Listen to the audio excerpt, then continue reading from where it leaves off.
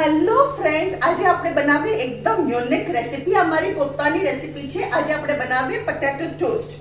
એના માટે મેં શું કર્યું છે, એક slice bread, 1 small potato smash કરેલા, બોઇલ અને સ્મેશ કરેલા, ગરમ મસાલો, આમલીની ચટણી, ગ્રીન ચટણી અને સેવ.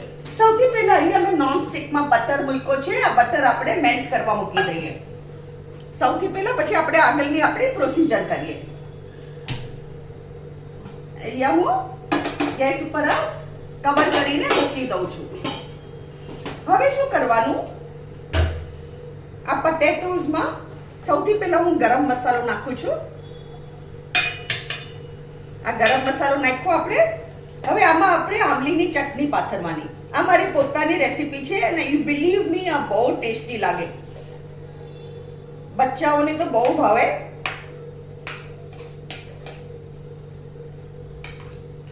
આવી રીતે આમલીની ચટણી આપણે પાથરી અને ગરમ મસાલો નાખી દીધો.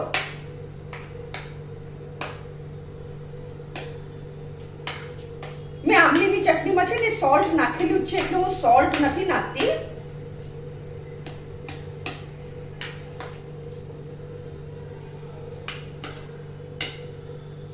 હવે હું શું કરું છું,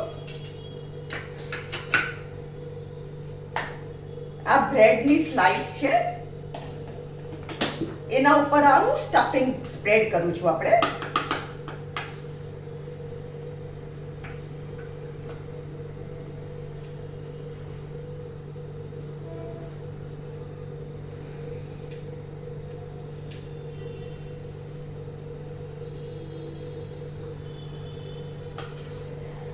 આપણે જેટલું જોવે એટલું સ્ટફિંગ કરવાનું.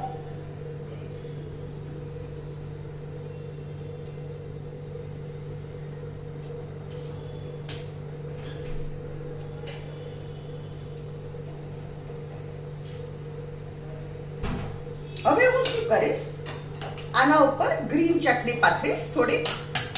જો બચ્ચાઓ ગ્રીન ચટણી નો ખાતા ને, બીકોઝ ધીસ ઇઝ સ્પાઇસી, તો યુ કેન સ્કીપ ધીસ.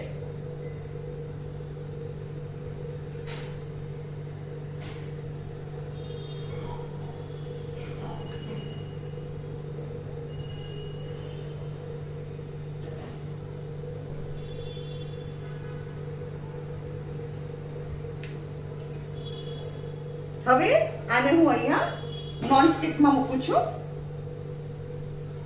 આપણો બટર મેલ્ટ થઈ ગયો અને કડક નો થાય ને, એકદમ કડક થઈ જાય ત્યાં સુધી આપણે એને કરીએ. આપણું ક્રિસ્પી થઈ ગયું.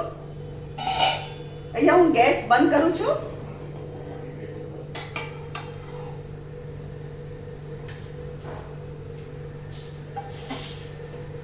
અહીંયા ગેસ બંધ કર્યો. હવે આને આપણે કટ કરીએ વચમાંથી.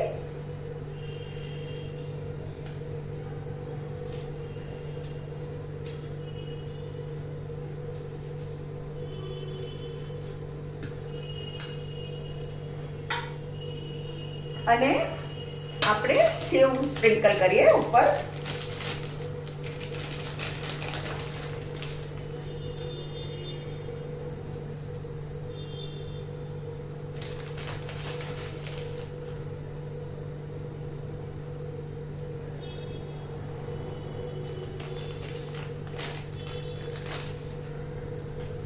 અને થોડી કોથમરી સ્પ્રિંકલ કરીએ.